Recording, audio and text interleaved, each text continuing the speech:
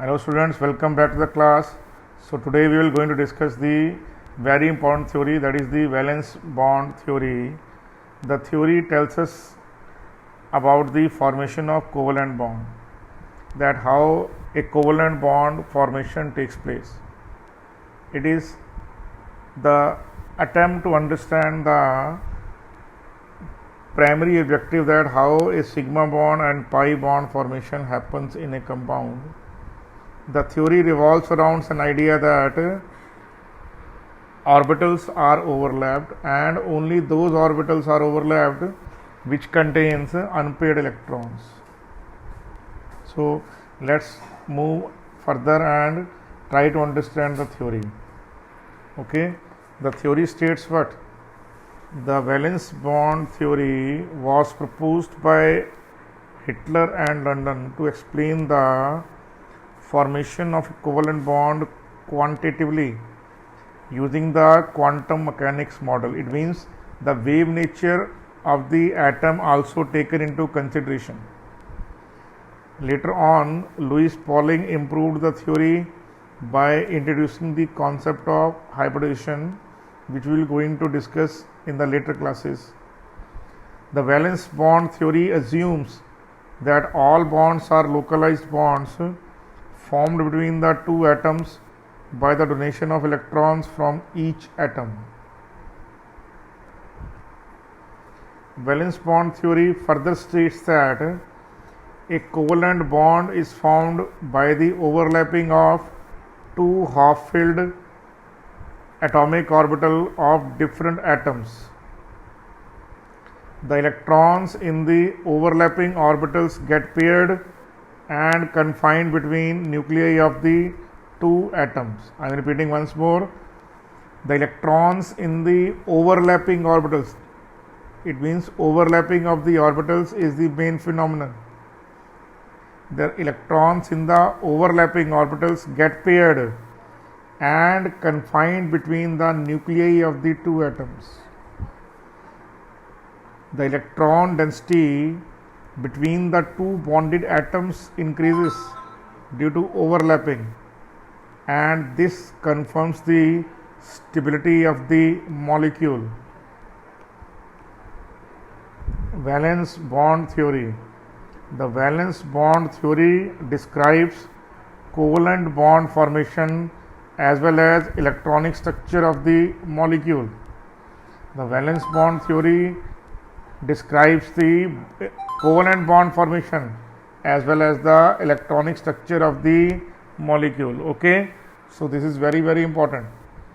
The theory assumes that the electron occupies atomic orbitals of the individual atoms within a molecule, and that electrons of the one atom are attracted by the nucleus of the other atom. Now next one was about the valence bond theory. The valence bond theory concept was given by Hitler and London. Now we will discuss point by point that how a covalent bond formation takes place. For a covalent bond to form, two atoms must come close to each other so that overlap of the orbitals can take place. So it means that it is not that atoms should be far apart, atoms should come close together so that the orbitals overlapping and take place. It means that, like it is an example, that if you want to handshake with your friend, then you have to come closer. It is not that you are far away 1 kilometer and you can shake hand with your friend. So you have to at least come close in such a manner that your two hands can overlap. So it is a shaking of hands like example, that the two persons who are shaking hands, they have to come close together, okay, in order to show that bonding of friendship. Now second point is that the overlapping orbital must have what? half filled orbitals and anti-spin electrons, that their electrons should be in the opposite spins. If one orbital electron in parallel spin, the other orbital must contain electron in anti-parallel spin. Are you sure? Next point.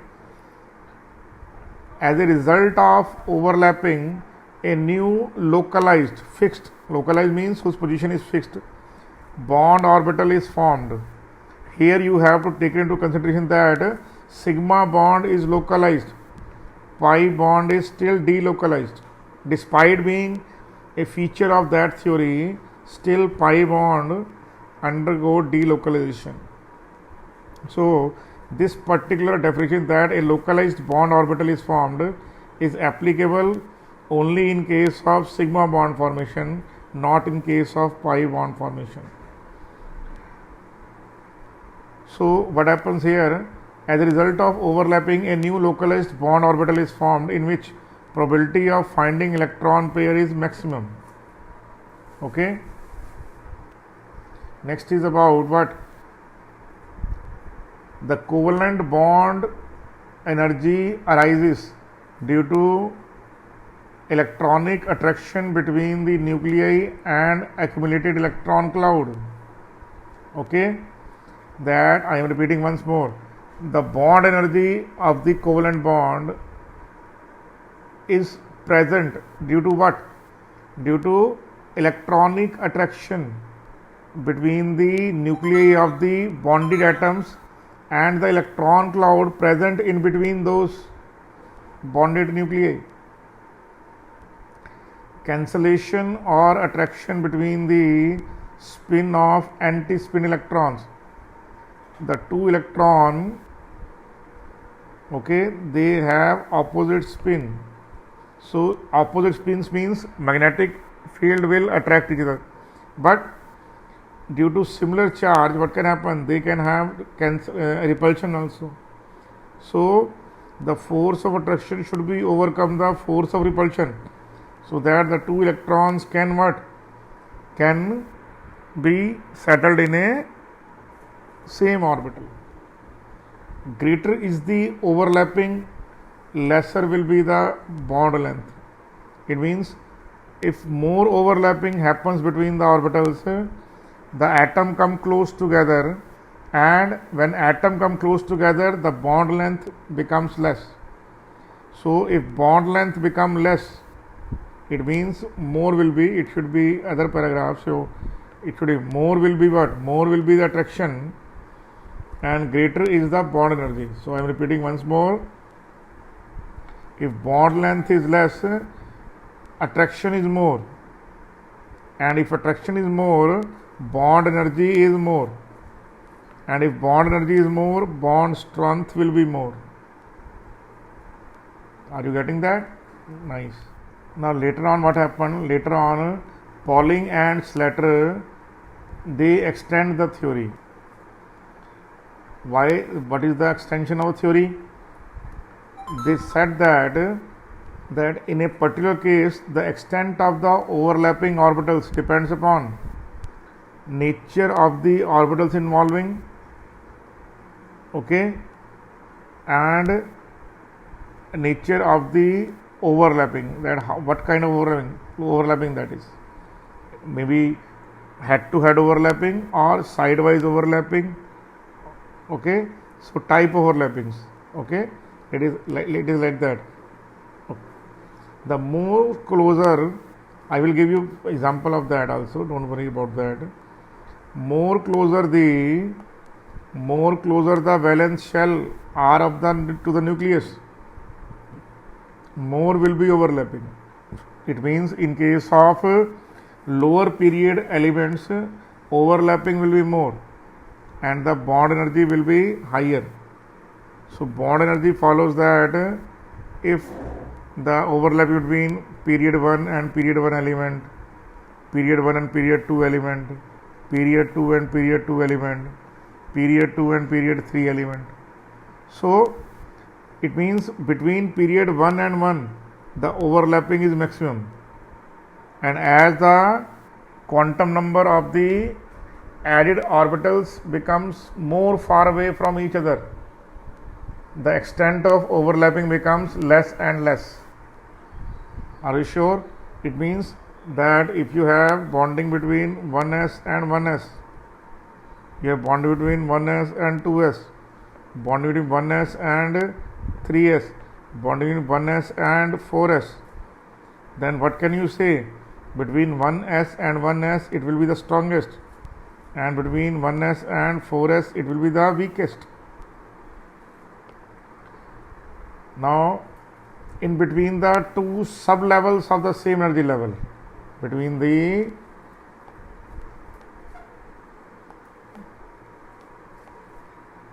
two sub levels of the same energy level, because all sub levels have a directional approach. We have already told you that S has spherical symmetry, P is dumbbell shape, in which X, Y, Z are the three directions in which the electronic clouds are present. In case of D, it is of two kinds, that electron density is maximum in between the axes or maybe on the axis. Are you sure? So what can you heard that 2s overlapping is minimum, and 2p overlapping will be maximum. What I'm trying to say here that if you have bond between same time of S is spherical. So if you have a spherical shape orbital and other is spherical shape also, that is 2s. Between a spherical orbital and between a p orbital, and in between, so that is 2s, that is 2p, and that is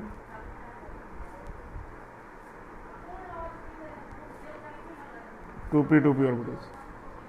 So that is very, very important. Are you sure about that? Clearly understood?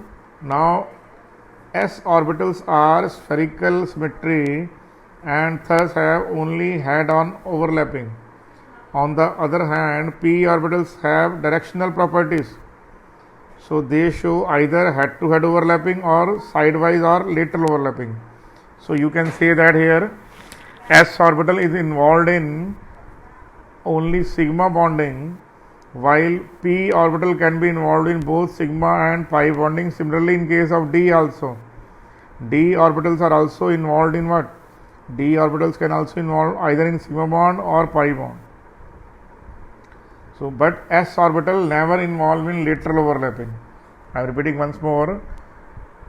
S orbital never involved in pi bonding. Now, in this case, in case of valence bond theory,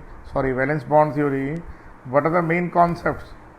In case of valence bond theory, the main concept are the valence electrons of the atoms in molecule resides in quantum mechanical orbitals. The orbitals can be standardized as SPD and F orbitals, or they may be hybrid combination of these. So quantum mechanical approach means that the wave nature of the orbitals are taken into account. Okay, and in some cases the electrons of the bond are available in the pure type of orbitals, and in some cases they will be in hybrid orbitals. Now the second line, that is in the hybrid orbitals, that has been introduced in the VBT later on by Pauling. Are you getting that? In the original concept of London and Hettel concept, what is the concept? That only pure orbitals are involved in overlapping. A chemical bond results when these atomic orbitals interact and there is a total of 2 electrons in each new molecular orbital. Okay, so what can happen? Whether it is atomic orbital or it is molecular orbital, the maximum number of electron in an orbital can be 2 only. the electron must have spin paired. This is the concept. The shape of the molecule is determined by the geometry of the interacting orbitals. Now here you have to take into consideration that sigma bond gives the directional properties to the molecule. I am repeating once more, sigma bonds are directional bond. Okay, so they will give, till now we haven't discussed that portion, but since that idea come up here, so we will further discuss that in the same now the class going on class, that how it happens. But still the directional properties of the molecules are arises due to the formation of the sigma bonds. Are you okay with the concept? Now in the valence bond theory as it is given by Hitler and London, this is primarily based on the concept of atomic orbitals and electronic configurations of the what? Of the overlapping atomic orbitals. And later on the new word has been introduced by Pauling upon the hybridization of the atomic orbitals. The term hybridization is so important that it has been later on given a fresh approach. The overlapping of the atomic orbitals results in the formation of chemical bond. I am repeating once more, this is very important. The overlapping of the atomic orbitals, what does it do? It results in the formation of what? It results in the formation of a chemical bond. That is most important point. The electrons are localized, okay, in between that region. Okay, the valence bond theory describes that electronic structure of the molecule. The theory also said electron fills the atomic orbitals of an atom within a molecule. The nucleus of one atom is attracted to the electrons of the second atom.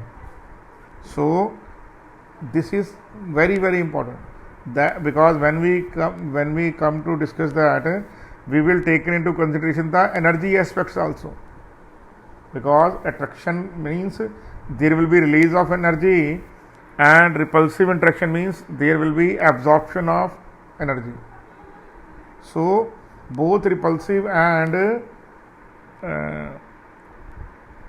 attractive interaction has to be consideration while discussing the chemical bonding formation.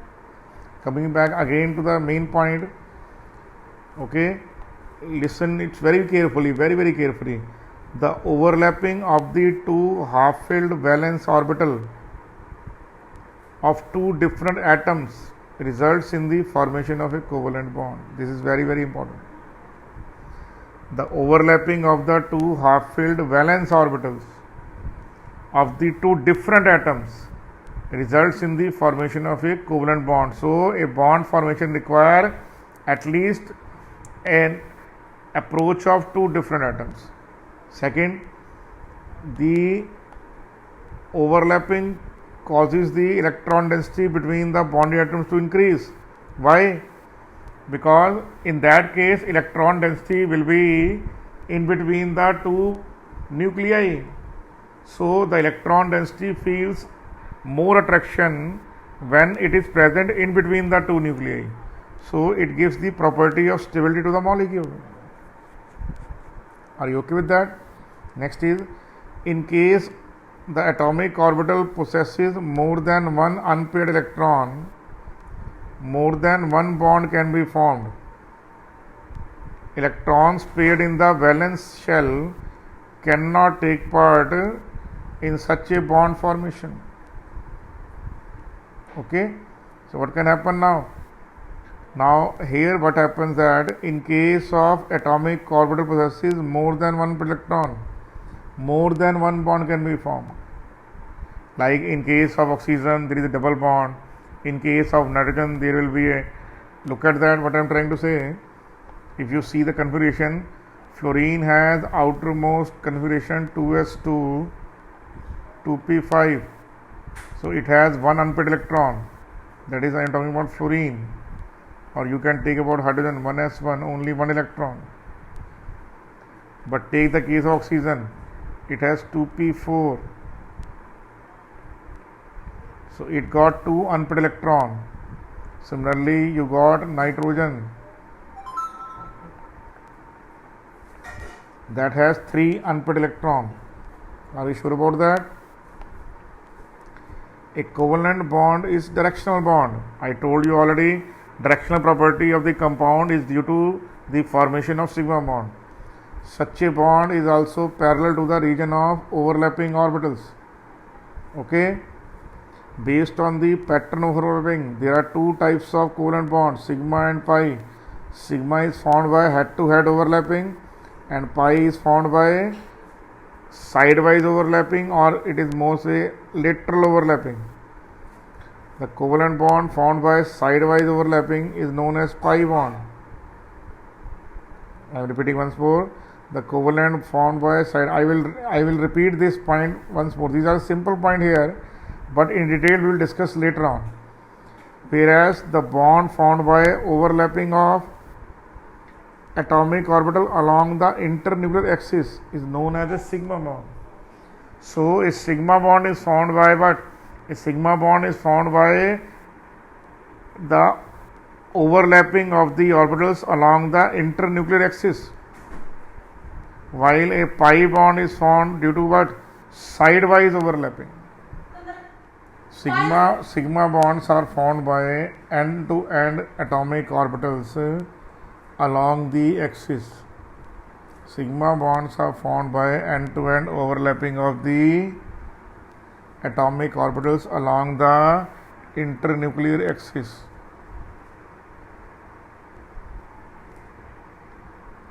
Now you have to understand that end-to-end overlapping means what? It means that they have to actually overlap. Okay, so this is can be what? S and S overlapping, S and P overlapping, P and P overlapping. Others are D and D overlapping also. Between a hybrid and between a hybrid and that can also take place in what? It is not written here. Between a hybrid and hybrid also. Between a hybrid and S also. Between a hybrid and P also. Between a hybrid and D also. F also. But they are not. D, you have one or two cases of DD overlapping, but you don't have any case of F in your course, so don't worry about that. So sigma bond is formed by what? By S and S overlapping, okay, S and P overlapping, P and P overlapping, but all these overlapping should be along the same direction. Z axis has been taken as what? Z axis has been taken as internuclear axis. So if you have P orbitals, then between Pz and Pz orbitals you have sigma bond. You can't have a sigma bond between Pz and Px orbital. Why? Because it is a directional bond. I am repeating once more. Sigma bond is a directional bond. So I am repeating the concept once more. Sigma bond is formed by head-to-head or end-to-end overlapping of the atomic orbital along the internuclear axis. Okay, sure. Similarly, now if you look at the case here, now in this case what can happen? Now you can easily see that here a pi bond is formed when atomic orbital overlap in what? Overlap in such a way that their axis remains parallel to each other. Now this is an example of what? This is an example of sigma bond formation. Okay, Now if the same happens in what? If the same happens in case of pi bond, then what can happen? That type of overlapping is what? Sidewise overlapping. It is like that, like the two or more students, they are standing in a row. That in a row, what happens? One student, okay, it overlaps with the standing position of the second student. Third student overlaps the standing position of the second student. So in that way, a straight row has been formed in a school when you are doing prayer. Okay, so in case of straight row, what happens? Sidewise proper overlapping happens. In that row formation in your school, what you are doing, that the student with the shortest side, it will come in front. The next student will come where afterward. So like that, what happens? The student after student, what happens? Student after students, what happens? Overlapping takes place and a row has been formed. The similar way, the row, this give rise to pi bonding, that whenever orbitals they overlap sidewise, like wall to wall, one wall in front of the other wall is what? Is sidewise overlapping. Okay, if you shake hand with your friend, that is head to head overlap, sigma bond formation. It is like that. You are meeting your friend, and if you are while you are meeting your friend, your hands are shaking together. So that is sigma bond formation. But your head are parallel to each other. So that is sidewise overlapping. Now sigma bond is head to head overlapping. Now what is that? We will take into account. Now formation of the sigma bond involves head on overlapping. The overlapping of the orbital along their internuclear axis, giving rise to maximum electron density on the axis. So in a sigma bond, the line joining the two nuclei passes through the middle of the overlapping region. Now what do you mean by that? Consider two s orbitals, they are overlapping.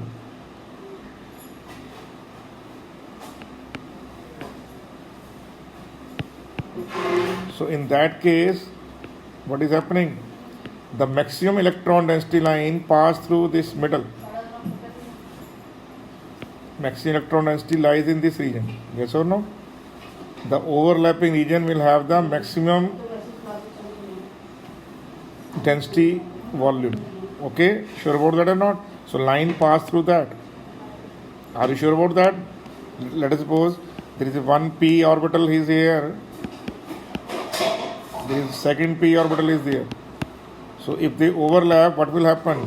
While the overlapping has been taken place,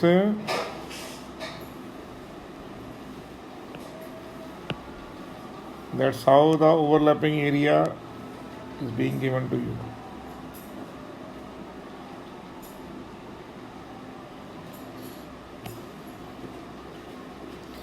Now, the characteristics property of a sigma bond is the cylindrical symmetry which it has about the internuclear axis. There is no nodal plane coincident with the internuclear axis. So there is no nodal plane here.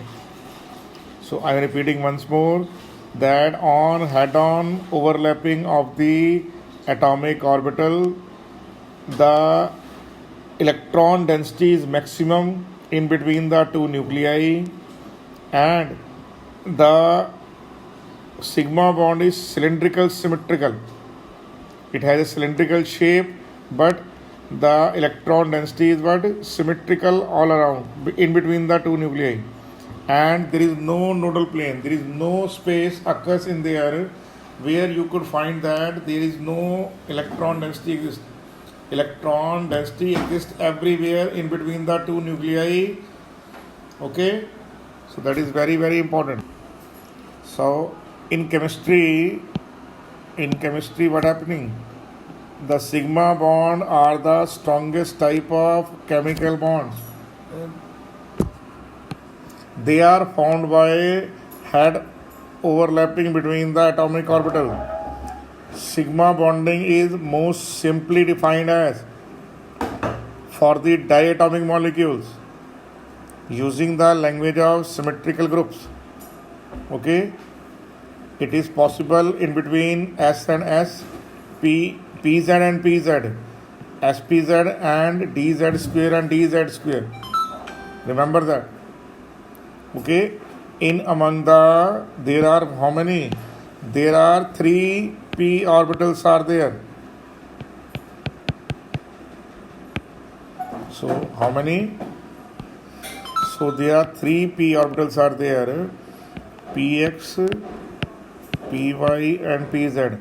Only pz is involved in formation of sigma bond. Look at that. Okay, remember that. This is pz. Are you getting that? Similarly, there are 5 d orbitals are here. In among 5 d orbitals, dz square has been taken as involved in the formation of sigma bond. Why? Because z axis is taken as internuclear axis. I am repeating once more. Because z axis is taken as internuclear axis. And in all of them, the orbital is considered as a wave. For homodiatomic molecules, bonding sigma orbitals have no nodal plane. So there is no nodal plane. There is no nodal plane in the what? In sigma bond, in which the probability of finding electron is 0. Because in case of what? In case of wave nature, xi square proportional to 0 or xi square equal to 0 at nodes. No such nodal plane, no such node exists in a sigma bond. I am repeating once more. Sigma bond has no node. Remembering that. There is a continuous symmetrical cylindrical shape of the bond. So the probability of finding electron exists everywhere. I am talking about what? I am talking about the valence bond theory. I am not talking about what? I am not talking about the molecular orbital theory. In molecular orbital theory, you will see that even in anti-bonding, sigma bonding, there is nodal plane exists. Okay, the corresponding anti-bonding is defined by the presence of 2 bonded atoms, but that is according to MOT, not according to what? Not according to BBT. Sigma bonds are the strongest type of covalent bond, and electrons in these bonds are referred as sigma electrons. The symbol sigma is a Greek letter. This is sigma. Okay, when viewed down the bond axis, sigma molecular orbital has a circular symmetry, hence resembles an atomic orbital. Typically, a single bond is a sigma bond, while multiple bond is made up of 1 sigma and 1 pi bond. So, okay, triple bond is like 1 sigma, 2 pi bond. Now look at here, what is happening here? S and between what? Between S and S, there is a sigma bond formation take place. Between P and P, there is sigma bond formation take place, head to head overlapping. Between S and P, sigma bond formation take place. So you can say here what? Okay, sigma bond is formed between S and S. H2 molecule is one such example. Okay, between P and P, fluorine, chlorine, bromine, are such example like that. Sp and P, HF, HCl are example of that type of bonding. Okay, are you sure about that? So in the bond formation, overlapping of the orbital taken place. This is the overlapping area. Okay, overlapping. Okay, this area is common area, because if you go by the rule, this is the common area. Okay, I will show by yellow now. So common area, the electron density is maximum. In common area, electron density is maximum. In common area overlapping, electron density is maximum. Are you getting that or not? Sure. Now look at that. In a p orbital, what is taking place? This positive lobe and this positive lobe, they overlap together, blue in color. Both the positive lobes are blue in color. Both the negative lobes are in what? They are in slight red in color. Now why it is shown? Because xi represent what? Amplitude of the wave function. So positive and negative symbol are sign of the wave function. Sign of the wave function. Positive and negative, nothing but what? Sign of the wave function. It represent only sign. So in the constructive overlapping, what will happen? Positive lobe will add with the positive lobe, and that a sigma bond is formed. A sigma bond has been formed there. Are you sure about that? So sigma bond is formed due to constructive overlapping of the orbitals. Are you getting that or not? Sure. So I am repeating once more here. S and S, both are spherical in shape. So S and S, they are overlap together to form a sigma bond. I told you this is an example of H2. Okay, P has three directions: Px, Py, Pz. Z has been taken as the internal axis. So what happened? So the orbital of the P along the z-axis has been chosen as to form the sigma bond.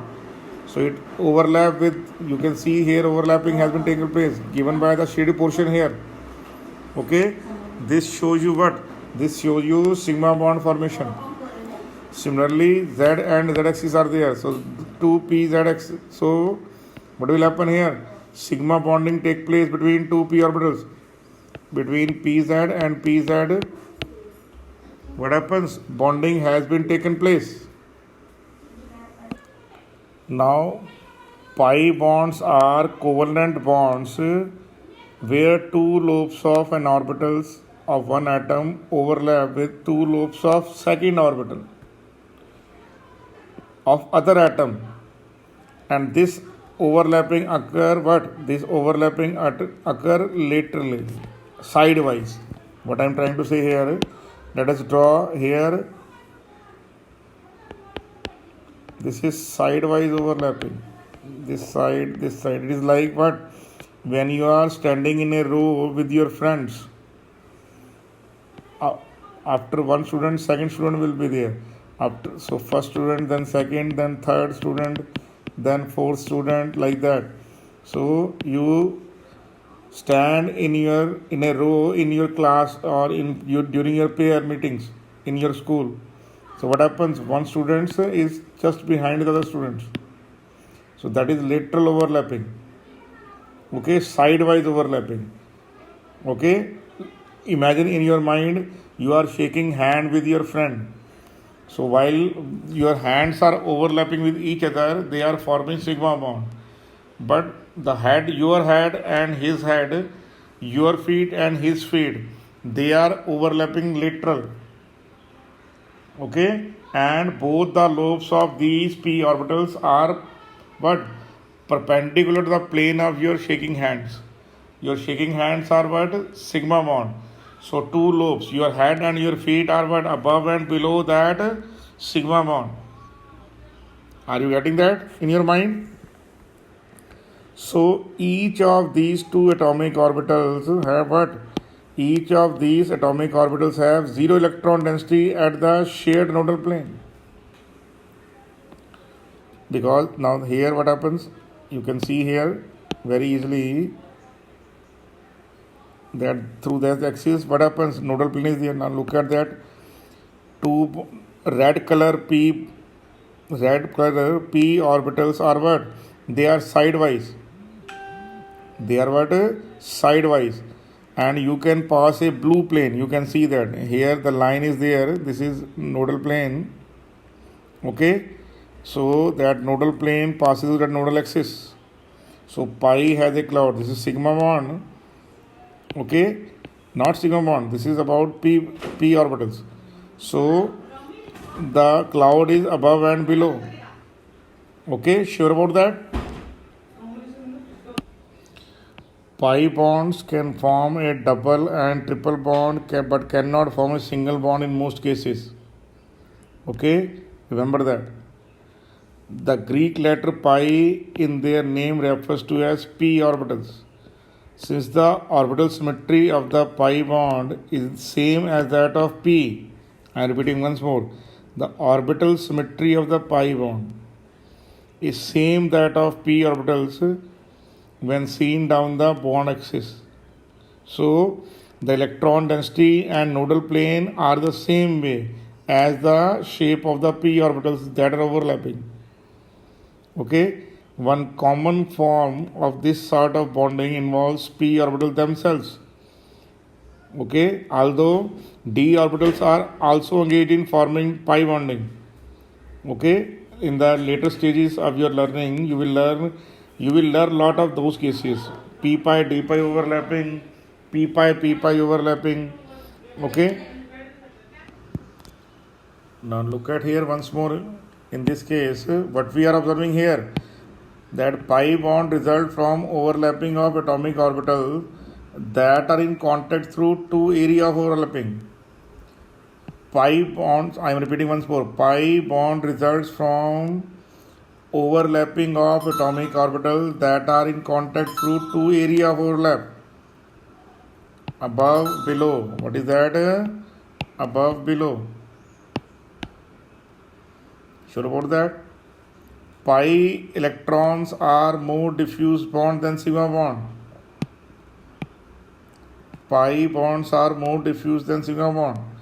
Electron in pi bonds are sometimes referred to as pi electrons also. Molecular fragments joined by pi bond cannot rotate about their axis without breaking the pi bond, because rotation involves destroying the parallel orientation. This parallel orientation, what? These are not, these is sidewise overlapping. They are not actually overlapping. One is behind the other. Put your one behind, your one palm over the other palm. Okay, but if you don't put it in touch position, just make a distance of 6 to 7 centimeter between the two palms. The thumb should be behind thumb, and the finger should be behind fingers. Okay, that is the lateral overlapping. Now here again we can see pi bonds are chemical bonds that are covalent in nature and involves the lateral, sidewise overlapping. Lateral means sidewise of the two lobes of atomic orbital with two lobes of another orbital. So, okay, so what is happening here?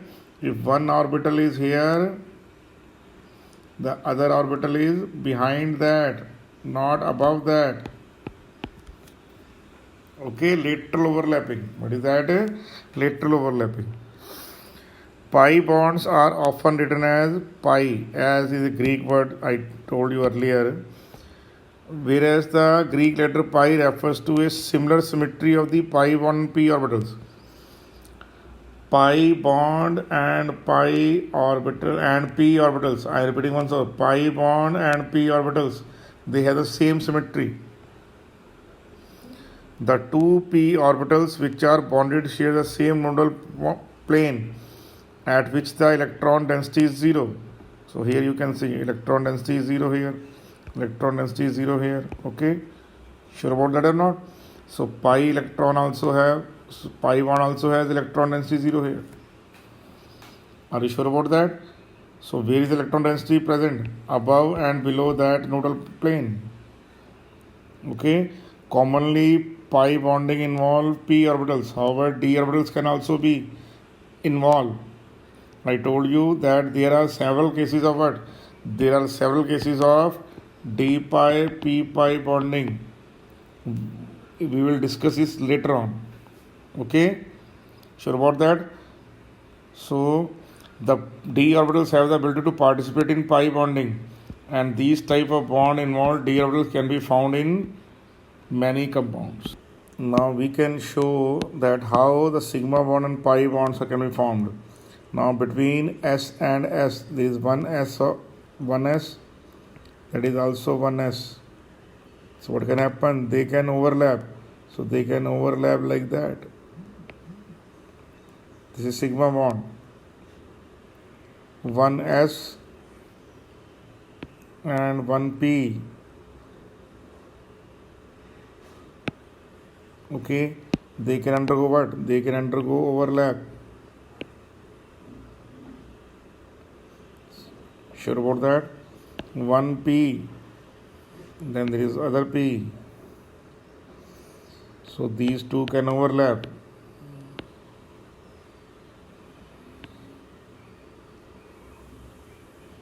Are you sure about that? Similarly, if you have, look at the case of what? Look at the case of hydrogen. Hydrogen atom has 1s1, that is 1p, 1 electron only. So what can happen? 1s orbital of hydrogen and second orbital of hydrogen, they will overlap and will form a sigma bond. Okay, both electron with opposite spin will come together. Similarly, what can happen in fluorine? So there is valence chemistry 2s2, 2p5. So that is 2s2.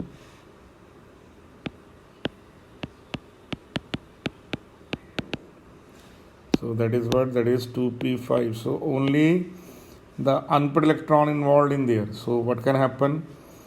So two fluorine atoms are there.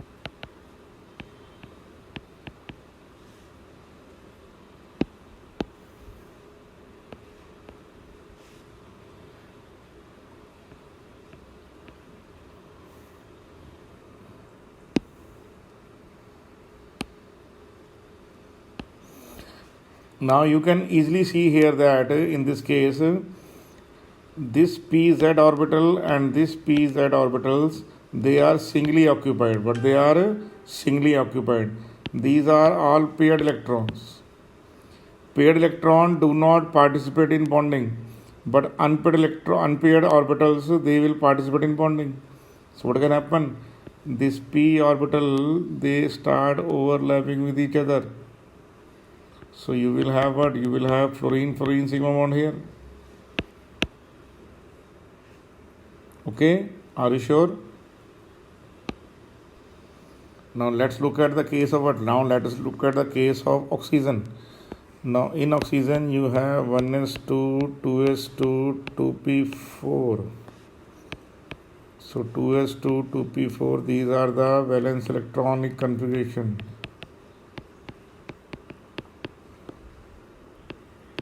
Now what can happen in oxygen? In oxygen there are two electrons which are unpaired. So these two electrons will be involved in bonding. So let's see how they are involved in bonding. So draw the orbitals. This orbital is what? This orbital is 2p. 2 electrons are there. Okay, sure. Now this orbital and this orbital.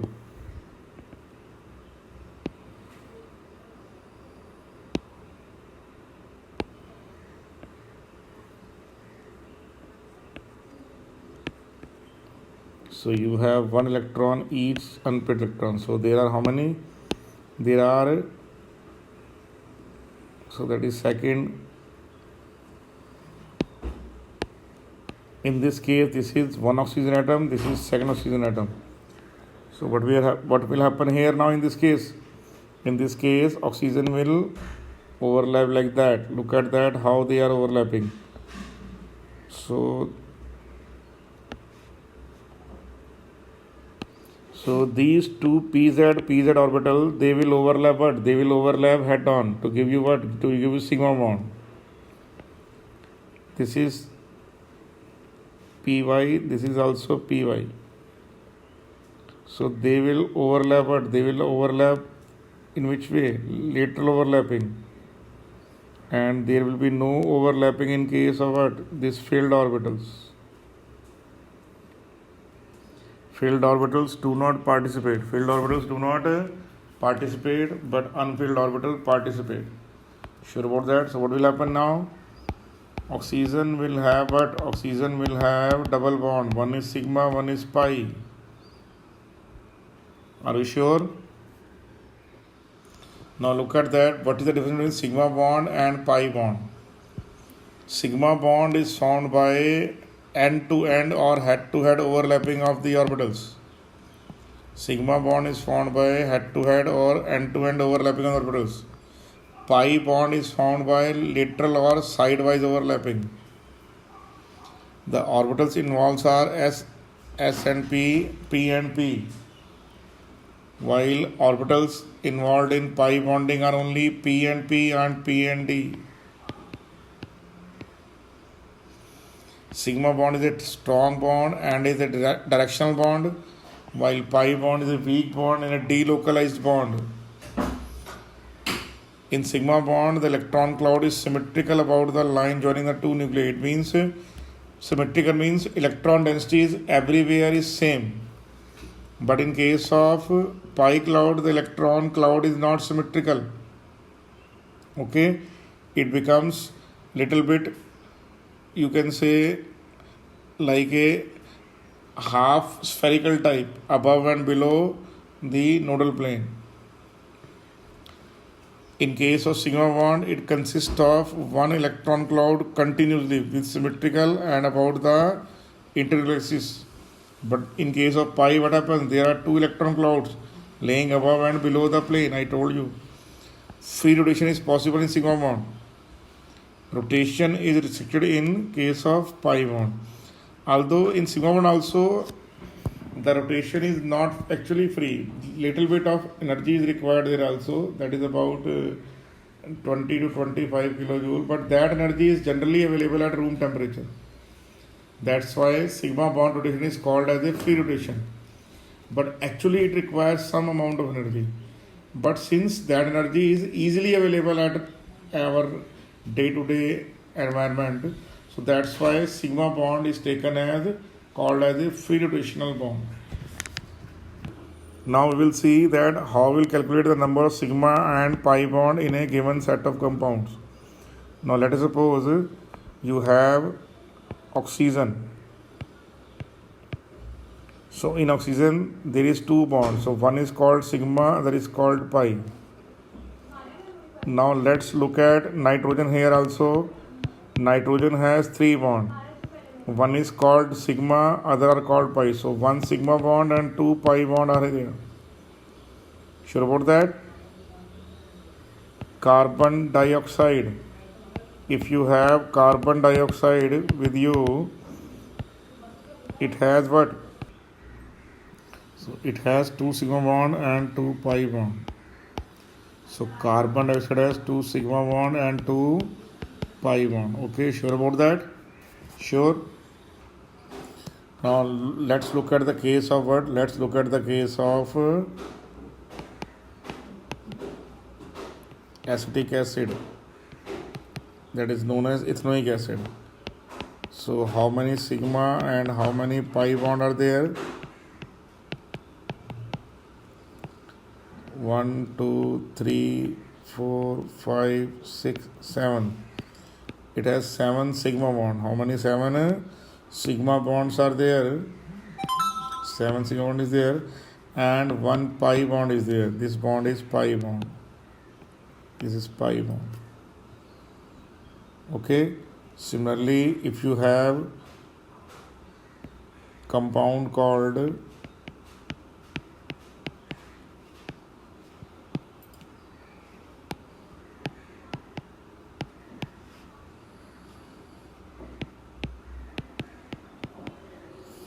if this is the compound, okay, the compound is what? The compound is 1, 2, 3, 4, 5. Pent 3 in 1 ion. So how many sigma and pi bond are there? So I will draw all sigma bond as white color and pi bond as yellow color. Okay, so 1, 2, and that is, so how many? There are 3 pi bond. It is 1, 2, 3, 4, 5, 6, 7, 8, 9, 10. So there are 10 sigma bonds are there. Okay, sure about that? Now look at what? Look at the benzene ring here. This is called benzene. So this is structure like that.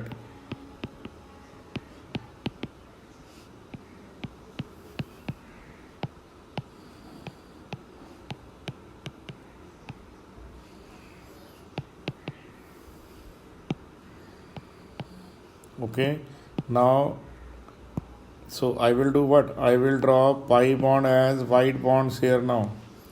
This is pi bond, this is pi bond, and this is pi bond. So there are 3 pi bonds are there. How many are sigma bond here?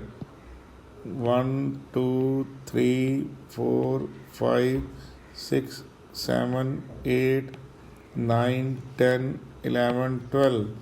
So there's 12 sigma bonds are here.